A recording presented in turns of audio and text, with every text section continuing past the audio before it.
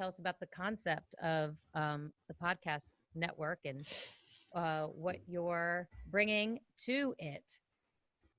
Sure. PJ, do you want to go first or bad Yeah, cleanup? let me start. So the name of our podcast is Fitness for Consumption. And the idea there is, fitness is fitness. That's what we're really talking about. But the notion of fitness for consumption means that something is fit to be consumed.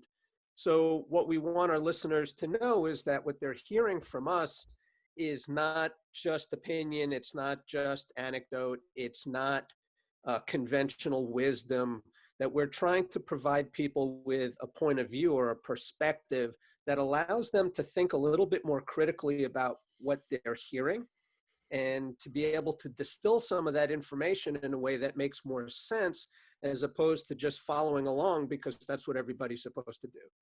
Gigi, what do you think? Yeah. So funny enough, this podcast has been a top secret project since June, I believe now is when we first started kicking it around. So by the time this goes to air, it'll probably be November. So over those past months, we've had several opportunities to answer this question, like what's the name of the podcast, what's it about? And each time I probably answer it a little bit differently, as I'm sure I will a year from now. But so as PJ said, it's called Fitness for Consumption. And the consumption part to me is sort of, so there's a podcast I listen to by Neil deGrasse Tyson, he's a well-known astrophysicist.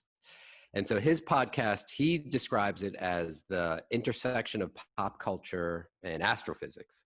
And I see ours somewhere along the same line. So the consumption part is also what I'm interested in, is sort of like the pop culture part of fitness, which is all the Instagram stuff I see and like what the Kardashians trainers are doing and all that sort of media that is really, sort of the loudest voice in the room when it comes to fitness. And so, I'm interested in what people are consuming via those routes. And, we look at those concepts through a movement science perspective, which is we try to introduce something that, is a popular fitness trend, and then sort of, just as best we can, objectively sort of dissect it from a movement science perspective and see what's credible, what maybe has less support to it.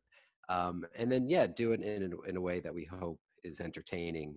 And, really ultimately helps someone on their own look at things with a more critical eye.